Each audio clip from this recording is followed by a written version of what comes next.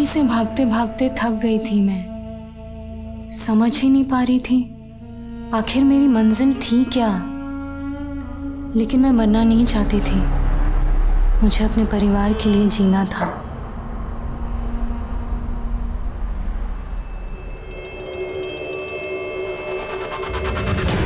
Sir लगता है इस लड़की का करके इसको मार के यहाँ फेंक दिया।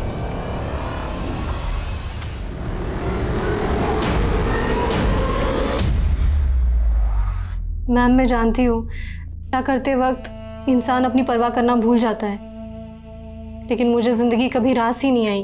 तुम यहाँ रहकर 40 दिन का एक सेशन पूरा करो और इसके बाद तुम शराब को कभी हाथ नहीं लगाओगी। लेकिन मैम मुझ पर काफ़ी कर्जा है, मैं 40 दिनों के लिए जॉब से छुट्टी नहीं ले सकती। क्या आप प्लीज़ मुझे कोई दवा सजेस्ट नहीं कर सकती? कल्पा, नशा दवा से नहीं, तुम्हारी स्ट्रॉन्ग विल पावर से ही छूटेगा। और क्या बाहर रहकर तुम खुद पर कंट्रोल कर पाओगी? बेबे तू कंट्रोल से बाहर होती जा रही है। वो कुड़ी तेनू मेरे खिलाफ भड़का रही है ना, मैं तेनू ओदे नाल नहीं रहन दवांगा। मैं हुणे ओदा सामान चक के बाहर फेंकता हूं। रुक तेजिंदर, रुक जा। खबरदार जो तूने उसके सामान को हाथ लगाया। वो ना मेरी पीछे है, किराया देती है मैनू। तू ना मेरे गुजारे के लिए मुझे खर्चा नहीं देता। अकेला छोड़ के गया था तू मैनू। अकेला छोड़ गया था तू याशी करेगी? अपनी बेबे को तू याश बोलता है? अरे शर्म नहीं आती तेनू? चल निकल यहाँ से, दफा हो जा।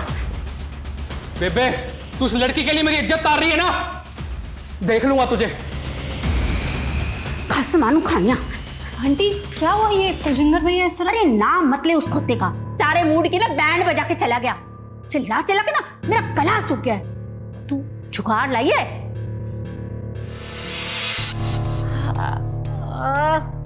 वाह जी वाह, तू ना मेरी असली पुत्र है। वाह जी वाह।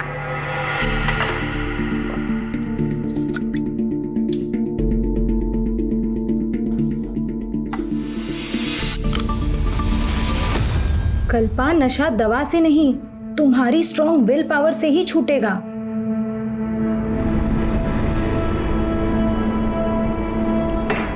ओए, तूने अपने लिए पैक नहीं बनाया? नहीं आंटी, मैंने सोचा है आज के बाद शराब नहीं पीऊंगी।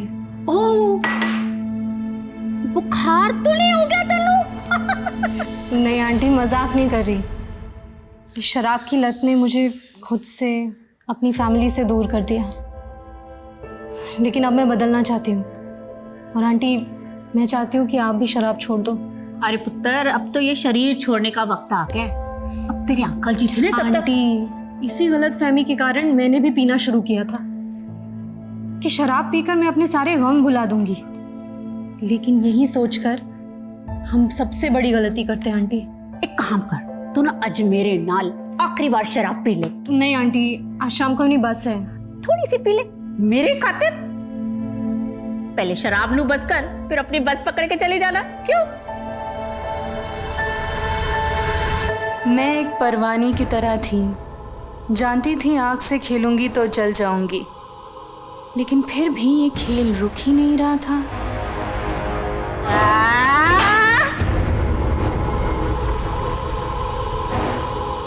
टाइम क्या हुआ बेटा?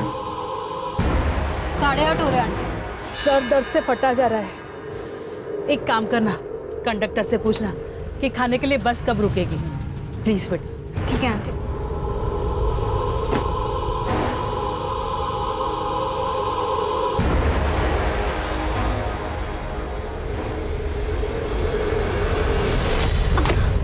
I'm so sorry, sorry। नहीं कोई बात नहीं, कोई बात नहीं।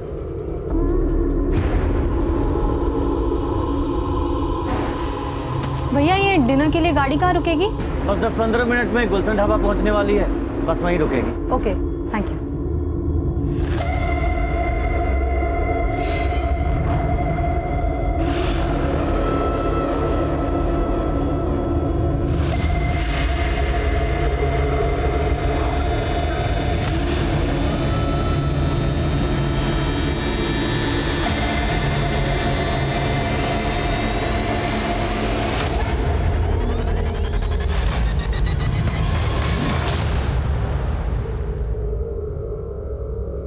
खाना खाएगी तू? मैं अभी बस कॉफी या कुछ पी लूं। मैं दाल रोटी फटाफट खाऊंगी।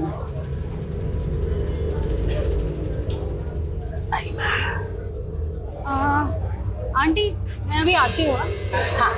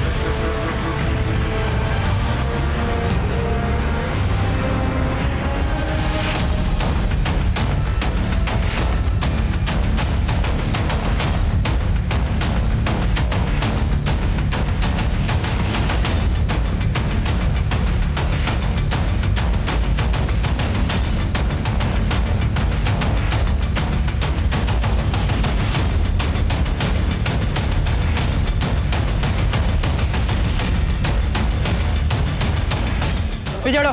सर लगता है इस लड़की करके इसको मार के यहाँ फेंक दिया। सर इसकी तो सांसें चल रही है, ये तो जिंदा है। व्हाट? लड़की को हॉस्पिटल में पहुंचाओ क्विक। यहाँ भी है सर।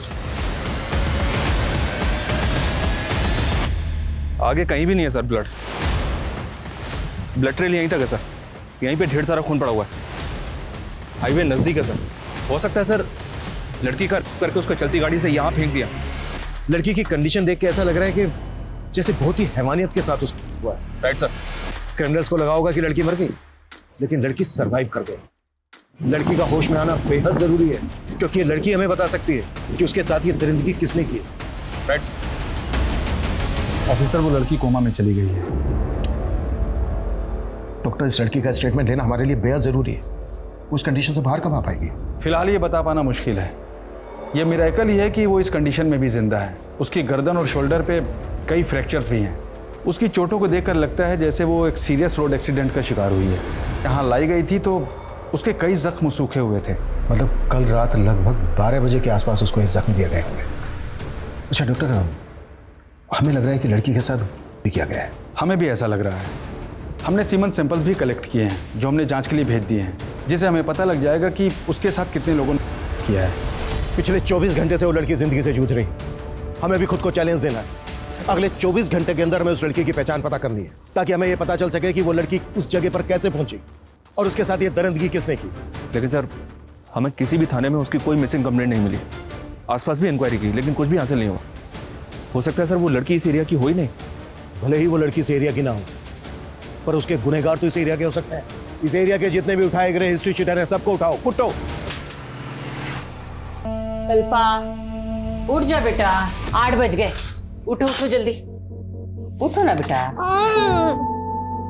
चलो उठो, 8 बज गए ना बेटा, उठ जाओ। मंजुला सोने दे इसे कुछ देर और। वैसे भी आज संडे है, इसे कौन सा कॉलेज जाना है?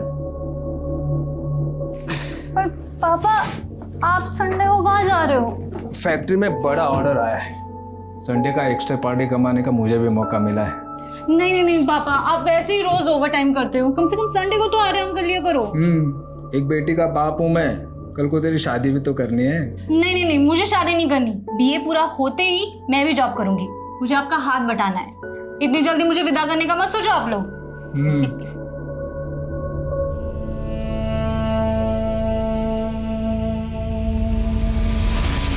उस लड़की के साथ बहुत ही हैवानियत हुई। पिछले 24 घंटे में हम कुछ भी पता नहीं कर पाए।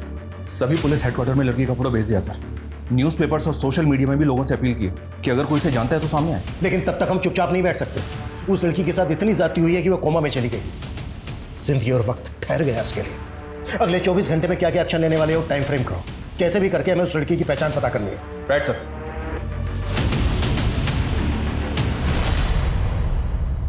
सर ये मेरी सोशल मीडिया फ्रेंड है।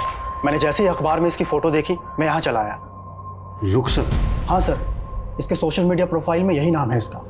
कुछ महीने पहले ही मैंने इसे फ्रेंड रिक्वेस्ट भेजी थी और इसने एक्सेप्ट कर ली थी। रहती कहाँ है ये रुक से? सर मैं इस लड़की के बारे में कुछ नहीं जानता और ना ही इससे कभी मिला, लेकिन सर इसके सोशल मीडिया पेज में ऐसे कई फोटोज़ हैं जिनमें ये दिल्ली के ब्लैक थंडर पब में नज़र आ रही है।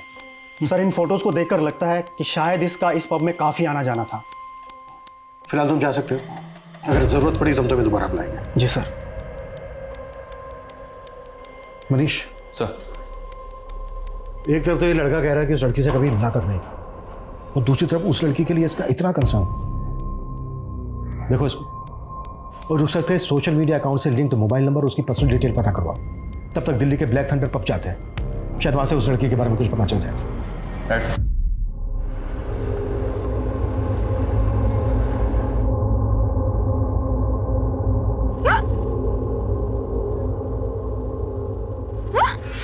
लगता है तुम्हें कोई याद कर रहा है बेटा। मुझे कोई याद करे ऐसा कम ही होता है आंटी। ऐसा क्यों बोल रही है बेटा? तेरे अपने तुझे क्या याद नहीं करते? एक काम कर, ये टॉफी खा ले, हिचकियाँ कम हो जाएगी। ले। नहीं मैं ठीक हूँ आंटी। अरे ये खा ले और भी ठीक हो जाएगी। ले खा। Thank you.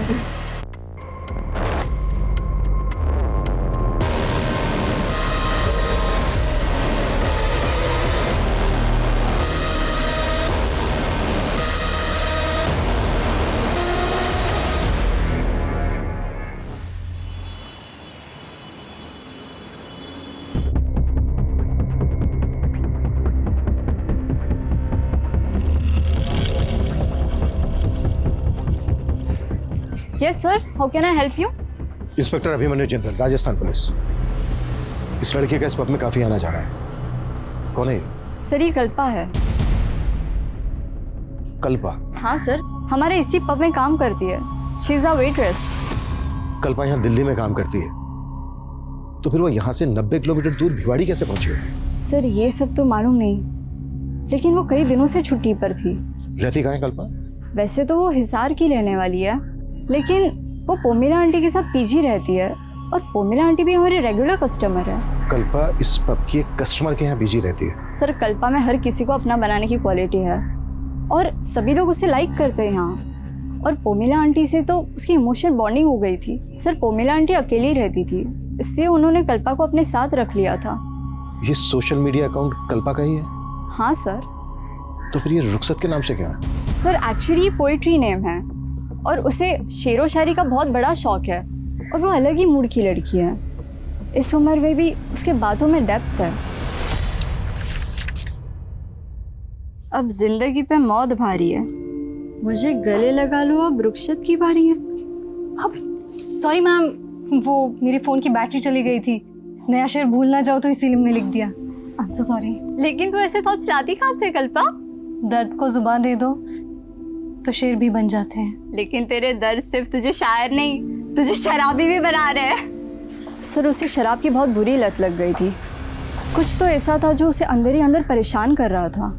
कल्पा इस वक्त जिस हालत में है, तुम्हें किसी पर शक है? कौन कर सकता है उसके साथ इतनी दरिद्री? नहीं सर, लेकिन कुछ टाइम पहले उसके साथ बहुत बुरा हुआ था।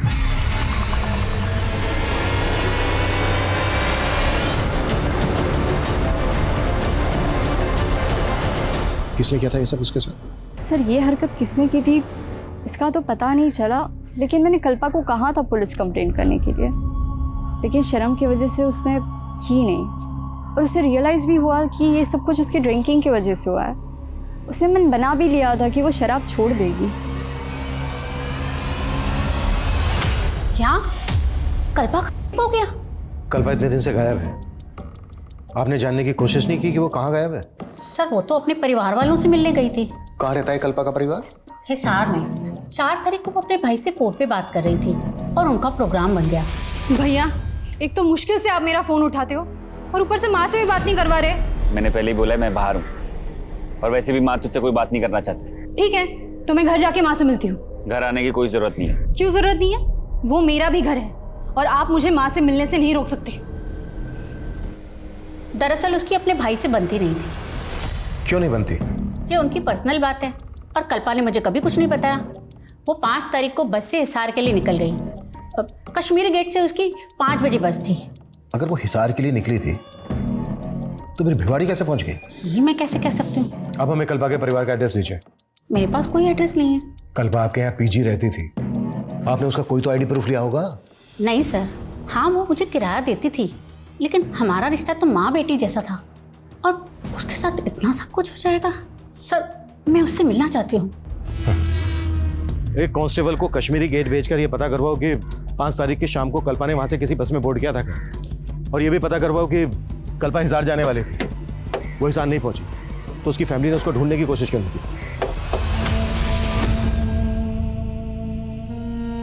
बस बेटा, अब ये खाना हलक से नहीं उतरता। बोझ बन गया हूं मैं तुम सब पर।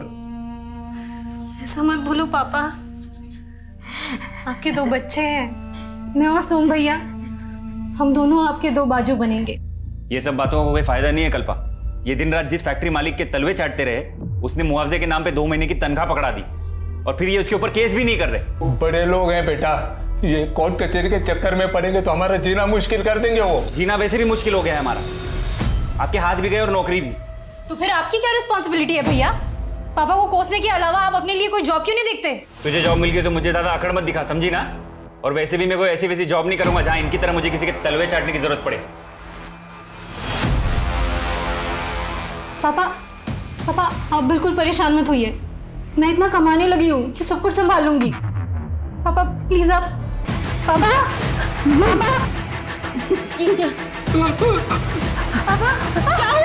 क्या हो रहा है उनको?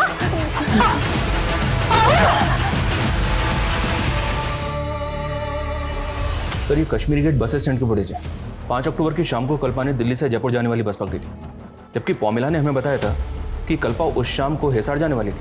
पौमिला ने हमें बताया कि कल्पा दिल्ली से हिसार जाने वाली थी, लेकिन कल्पा ने दिल्ली से जयपुर की बस मिली, और दिल्ली से जयपुर रोड पर भिवाड़ी के पास कल्पा हमें जख्मी हालत में मिली। तो क्या कल्पा ने पौमिला से झूठ बोला या फिर पौमिला हमसे कुछ छिपा रही थी? कल्पा की फैमिली के बारे में कुछ पता चला? कल्पा के सोशल मीडिया अकाउंट से जो नंबर लिंक है वो हिसार के एड्रेस पर रजिस्टर्ड है सर। इस बस के कंडक्टर ड्राइवर को बुलवा लिया? जी सर, ये लड़की हमारे बस में उस शाम को चढ़ी थी और शायद जयपुर तक का टिकट लिया था। एक जयपुर देना। जयपुर।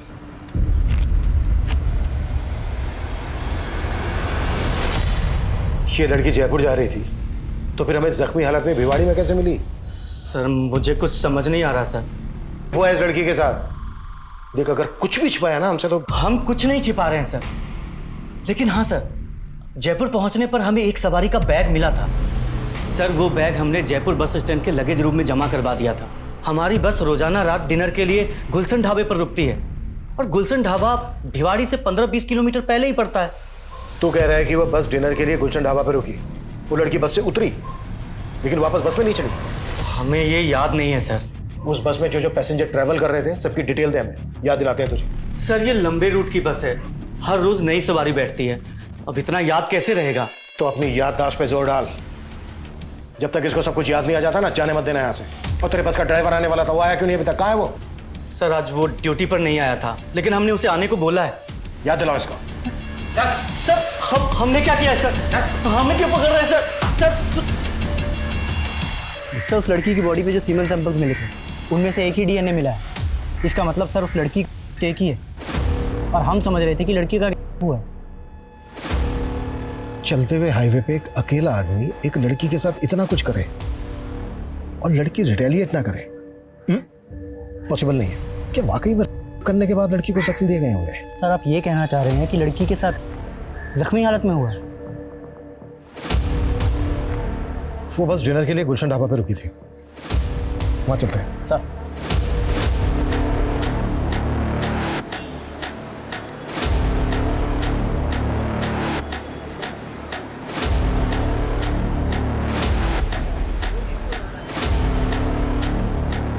हाँ साहब, ये मैडम को मैंने उस रात यहाँ पे देखा था, और इनका चेहरा मुझे अच्छे से याद है साहब, क्योंकि इनको किसी ने बाथरूम में बंद कर दिया था साहब।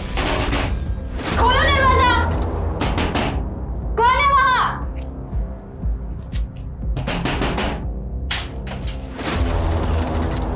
क्या बेहुद किया? किसने बंद किया मुझे अंदर? मुझे नहीं मालूम मैडम। उसके बाद ये मैडम कहाँ गई थी? उसके बाद इन लोगों ने यहाँ पे खाना खाया साहब, और उसके अलावा मैं कुछ नहीं जानता साहब।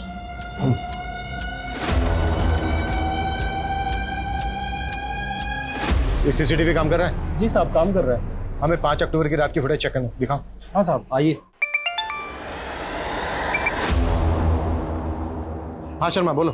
सर 6 अक्टूबर की सुबह जो बैग बस में मिला था वो मैंने चेक किया, उसमें कल्पा का आईडी और लेडीज़ के कुछ कपड़े थे।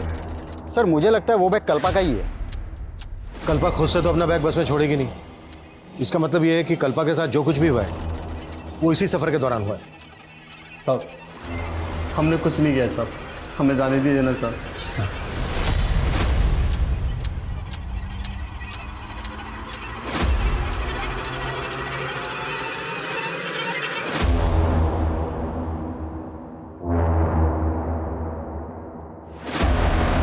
कल्पा बाथरूम की तरफ जाते हुए दिख रही है, लेकिन उसके पीछे कोई नहीं गया।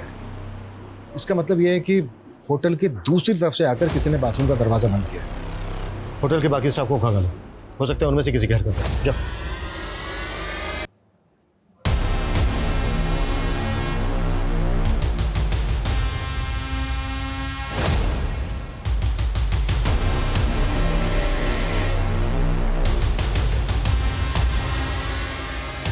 सर कहीं ऐसा तो नहीं कि वो लड़के उस रात कल्पा को अपने साथ कार से ले गए? कल्पा अगर अपनी मर्जी से कार में उनके साथ जाती तो अपना बैग बस में क्यों छोड़ती? लेकिन सर कल्पा उस रात बस में चढ़ी, फुटेज से ये बात क्लियर नहीं हो रही है और ना ही गाड़ी का नंबर विजिबल है। पता करो वो दोनों लड़के कौन थे, और फुटेज में बस की तरफ से जितने भी पैसेंजर आते हुए दिख रहे हैं सबकी पहचान पता करो। क्राइम सीन यहाँ से लगभग 15 किलोमीटर दूर भिवाड़ी में है। यहाँ से लेकर क्राइम सीन तक जितनी भी छोटी बड़ी दुकानें हैं, ढाबे हैं, सब जगह पूछताछ करो। Okay sir. शायद उस रात किसी ने कुछ देखा हो। जी सर।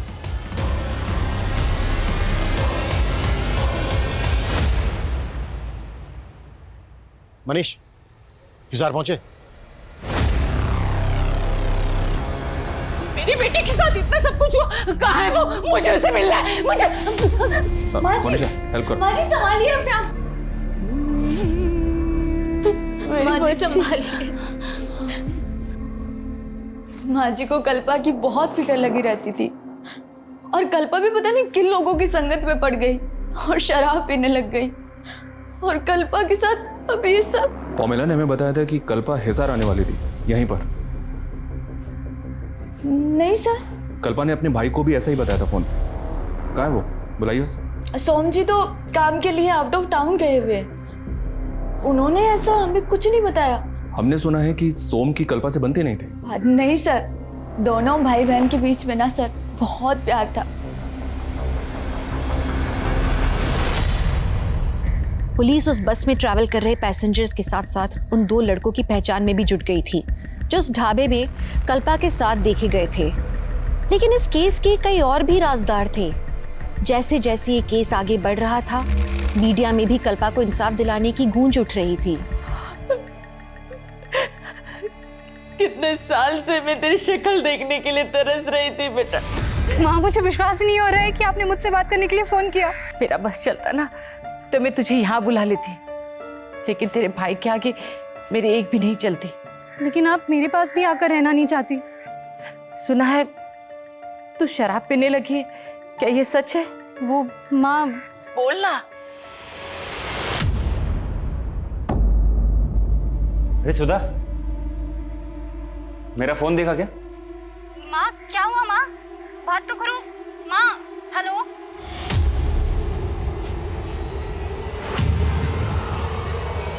मना किया तूने इस लड़की से बात करने के लिए? कल रात इन लोगों को तुम्हारी बस में से उतरते हुए देखा गया, हमें इनकी पहचान करनी है। कहाँ मिलेंगे ये लोग?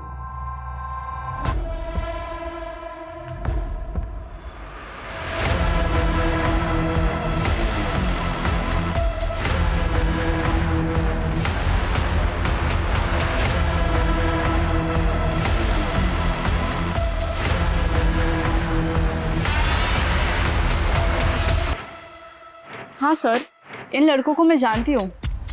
ये दोनों हमारे पब के कस्टमर्स हैं। इन दोनों के नाम क्या है, कहाँ रहते हैं, पता है आपको? सर ये तो नहीं मालूम, लेकिन कल्पा की इन लड़कों के साथ दोस्ती हो गई थी, और मुझे तो लगता है कि कल्पा के लिए ही आते थे ये लड़के, और हज़ारों रुपए खर्च करके जाते थे। अरे अभी तो अभी ना शुरू किया है, तुम बैठो ना हमारे साथ, let's have drink together. Sorry Ankit, तुम्हें तो मालूम है ना मैं यहाँ एम्प्लॉई हूँ। अरे तो किसी दूसरे पब में चले? नो थैंक्स, आती हूँ कुछ देर में। सर कल्पा को लेकर मुझे इन लड़कों की इंटेंशन सही नहीं लगती थी। मुझे तो हैरान ही हो रही कि उस रात ये लड़के ढाबे में कैसे पहुंच गए? ये दोनों लड़के यहाँ पे रेगुलर कस्टमर थे, तो ये पेमेंट कैसे करते थे? बाई कैश या कार्ड से? सर ज़्यादातर कार्ड पेमेंट होती थी। इनके कार्ड की डिटेल्स मुझे दीजिए। जी सर। सर मैंने कल्पा की कॉल डिटेल्स चेक की। 5 अक्टूबर की रात को 8:30 बजे कल्पा ने इस नंबर पे कॉल किया था सर। 8:30 बजे ही वो बस गुलशन ढाबा पर रुकी थी। किसका नंबर है सर? ये वसीम नाम है सर इसका। थाने बुलाओ इस वसीम को। सर। हाँ मनीष। सर मैंने उन दोनों लड़कों की बैंक डिटेल्स उनका पता लगा लिया है। राज और अंकित नाम है इन दोनों का। दिल्ली के हरिनगर में ये दोनों एक साथ रहते हैं। मैं अभी हरिनगर में ही हूँ, लेकिन इनके घर पे ताला लगा हुआ है सर। और अंकित का जो मोबाइल नंबर बैंक से लिंक है वो भी बंद आ रहा है। इसका मतलब ये दोनों लड़के इस कांड में इन्वॉल्व हैं, इसीलिए गायब है।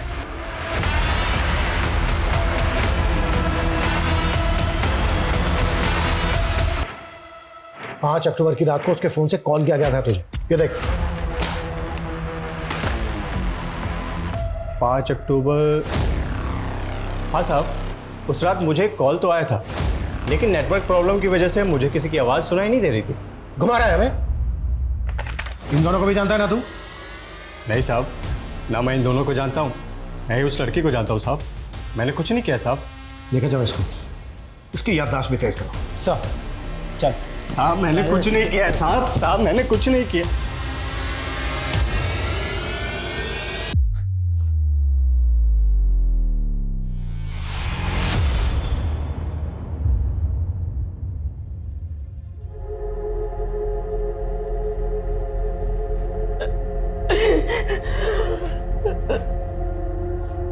माँ ये क्या हो गया? ये चाहता था ना तू कि वो हमेशा के लिए खामोश हो जाए। देख तेरे मंसूबे पूरे हो गए। कैसी बात कर रही हो माँ? बहन है वो मेरी। लेकिन तू इसका भाई कहलाने के लायक नहीं है। पिछले 3 साल से मैं उसकी शक्ल देखने के लिए तरस रही। सिर्फ तुम्हारी वजह से मैं अपनी बेटी की शक्ल नहीं देख पाई। सिर्फ तुम्हारी वजह से। इस वसीम पे भरोसा नहीं कर सकते। इसका डीएनए लो, इसके डीएनए से मैच करो। सर इन दोनों लड़कों में से ये लड़का अंकित अलवर का रहने वाला है। क्राइम के बाद से दोनों अलवर में थे, लेकिन अभी अलवर से भी गायब है। अंकित अलवर का रहने वाला है तो पता करो कि दूसरा लड़का कहाँ का रहने वाला है। मैंने कल्पा का सोशल मीडिया अकाउंट चेक किया था, कल्पा इन दोनों के टच में थे। इनके आईपी एड्रेस ट्रेस करो। इस हादसे से पहले कल्पा के साथ पब में किसी ने बदतमीजी की थी, पता करो वो लोग कौन है। राइट।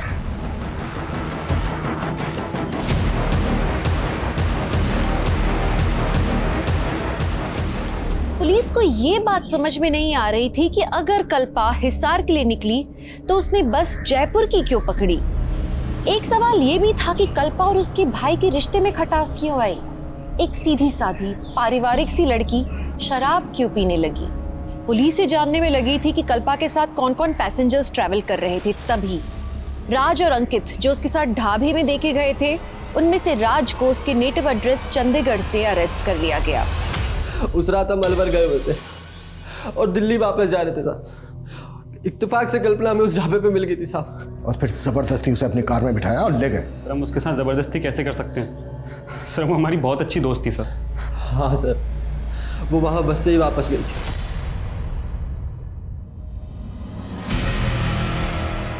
हमें पता चला है कल्पा हिसार जाने वाली थी, फिर उसने अपोजिट डायरेक्शन में जाने वाली जयपुर की बस क्यों ली? जयपुर कहाँ जा रही थी वो?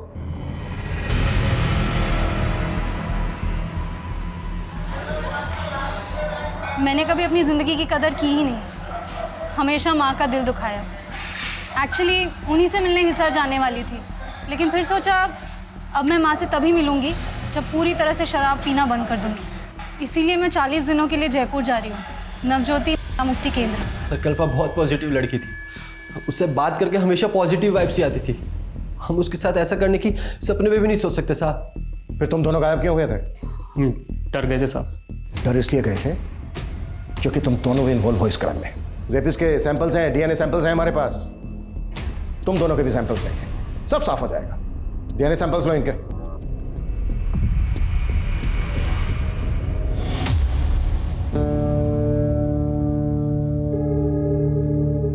देख चाय लेना।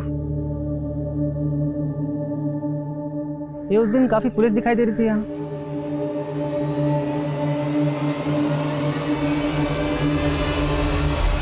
सर हमने राज और अंकित दोनों के डीएनए सैंपल्स ले लिए हैं, पर दोनों अभी ये कह रहे हैं कि कल्पा गुलशन ढाबे से उस बस में ही चढ़ी थी।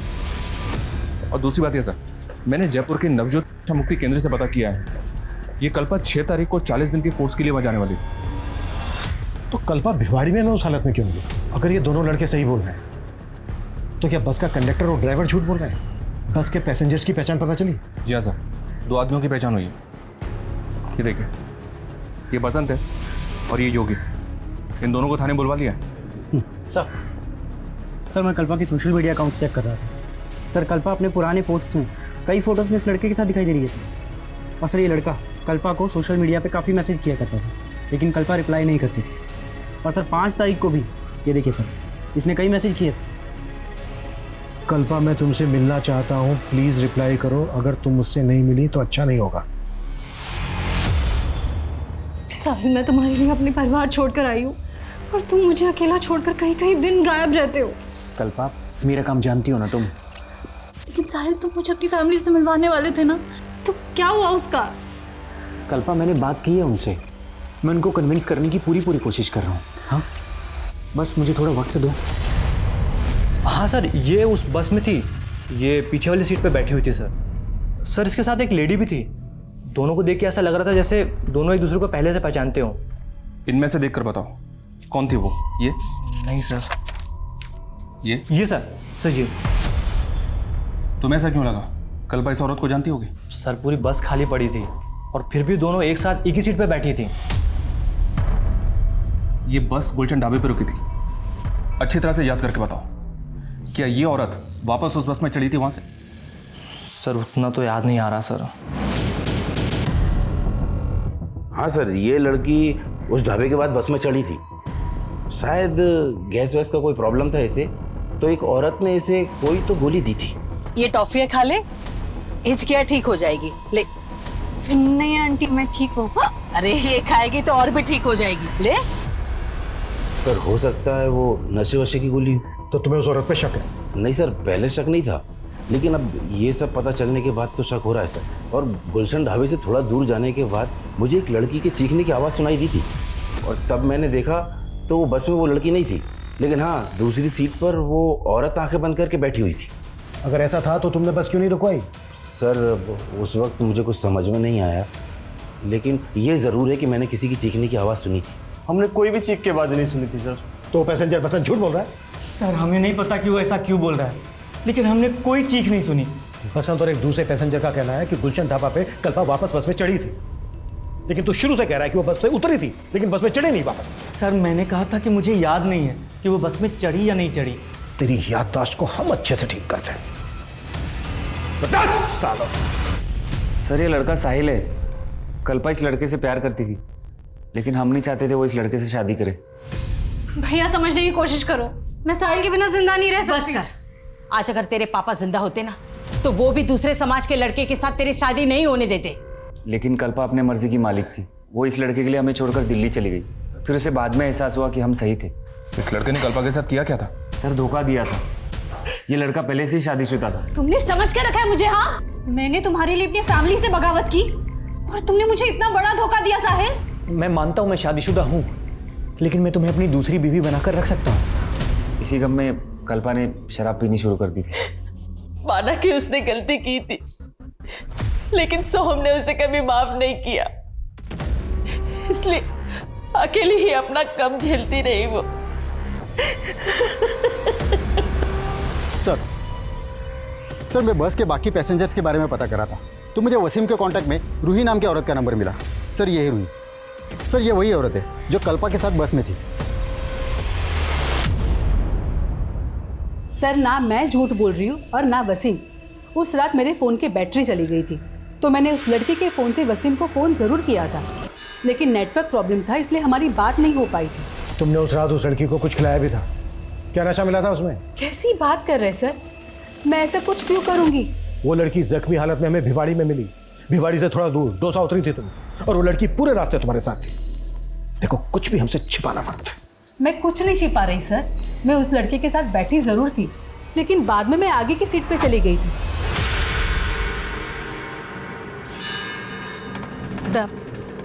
मुझे बहुत नींद आ रही है, एक काम करती हूँ, मैं यहाँ आगे की सीट पे जाके सो जाती हूँ। हाँ ठीक है। फिर साहब मुझे दौसा पे उतरना था, तो मैं उठी तो मैंने देखा कि वो लड़की अपनी सीट पे नहीं है। मुझे लगा कि मुझसे पहले कहीं उतर गई होगी। तुमने उस लड़की की चीख या इस तरह की कोई आवाज नहीं सुनी? नहीं सर। सर मेरी पहली बीबी को भी मालूम था कल्पा के बारे में, और सर मैं कल्पा को अपनाना चाहता था, लेकिन वो समझने के लिए तैयार ही नहीं थी। कल्पा से तूने अपनी पहली शादी का सच छिपाया और अब उसी पे तोहमत लगा रहा है। ऊपर देख, वो तुझसे मिलना तक नहीं चाहती थी, मगर तू उसे मैसेज पे लगातार मिलने की धमकी दे रहा था। कहीं ऐसा तो नहीं कि तेरे दिल में जो उसके लिए नफरत थी, उस नफरत को निकालने के लिए तूने किसी और को हायर किया हो, उसे मारने के लिए? बोल। नहीं सर, मैं सच्ची कह रहा हूँ, मैंने कुछ नहीं किया है। थोड़े से अभी भी 5 पैसेंजर्स की पहचान पता नहीं चली है जो उस वक्त बस में मौजूद थे जब कल्पा के साथ ये घटना घटी। क्रिमिनल इन 5 में से भी कोई हो सकता है। जल्द से जल्द इनकी पहचान पता करो। सर इस लड़के का नाम जतिन है। 5 तारीख की रात को भिवाड़ी में इसने कुछ विटनेस किया था। क्या विटनेस किया है? सर उस रात मैं वहाँ से जा रहा था तो मैंने एक आदमी को देखा। कौन था वो आदमी? सर ये तो नहीं जानता, लेकिन स्केच बनवा सकता है?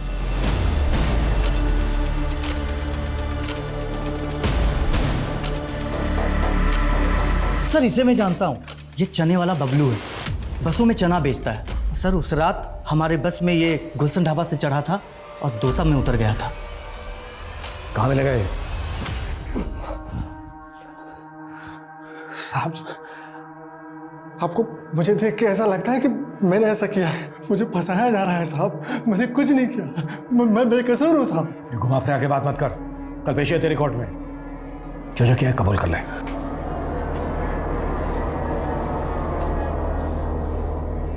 नमस्ते साहब। उस रात एक विटनेस ने तुम्हारे कपड़ों और शरीर पे खून लगा देखा था, किसका खून था वो? मेरे कपड़ों पे कोई खून नहीं लगा था साहब। किसी बड़े आदमी को बचाने के लिए मुझे जैसे गरीब और फंसाया जा रहा है साहब। हमसे झूठ उगलवाने के लिए इन लोगों ने हमें बहुत टॉर्चर किया साहब। मैं बेकसूर हूँ साहब, मुझे बचा लीजिए साहब। पाठक, इन्हें बाहर ले जाइए।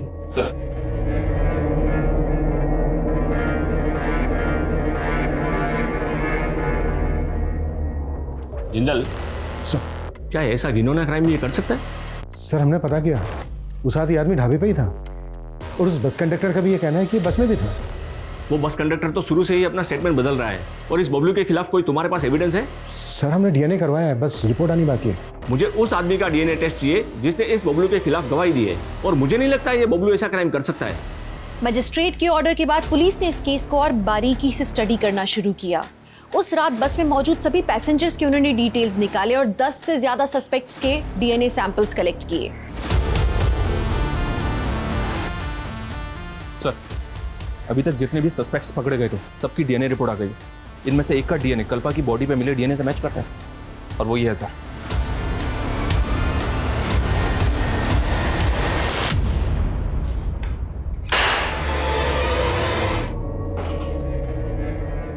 हो जा शुरू। साहब, जब मैंने उस रात उस लड़की को ढाबे पे देखा ना, तो मैं देखता ही रह गया। बहुत सुंदर थी साहब वो। पहले मैंने उसको बाथरूम के अंदर बंद कर दिया, लेकिन वो बाहर आ गई। फिर मैं उसको दोबारा देखने लगा और उसकी नजर भी मुझ पे पड़ी।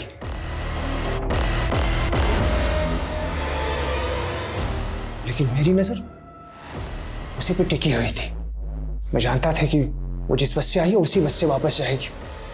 बस के अंधेरे और कम पैसेंजर की वजह से मैं बस में चढ़ गया। बस दौसा रुकने वाली थी। दौसा से 2-3 किलोमीटर पहले मैं उसकी सीट के पास गया और मैंने उसे बेहोश कर दिया, फिर चलती गाड़ी से फेंक दिया। फिर दौसा बस स्टॉप पे उतरकर मैं वापस आया जहां मैंने लड़की को फेंका था, और मैंने उसके साथ किया। इसकी चीखें मुझे मेरे केबिन तक सुनाई देनी चाहिए। हम कल्पा के इस जज्बे को सलाम करते हैं और हम ये आशा करते हैं कि कल्पा जल्दी से स्वस्थ हो जाए। तो अब मैं दिव्यांका त्रिपाठी दहिया लेती हूँ आपसे विदा। फिर मिलूंगी कुछ नई सच्ची कहानियों के साथ। आप देखते रहिए क्राइम पेट्रोल सतर्क। जय हिंद।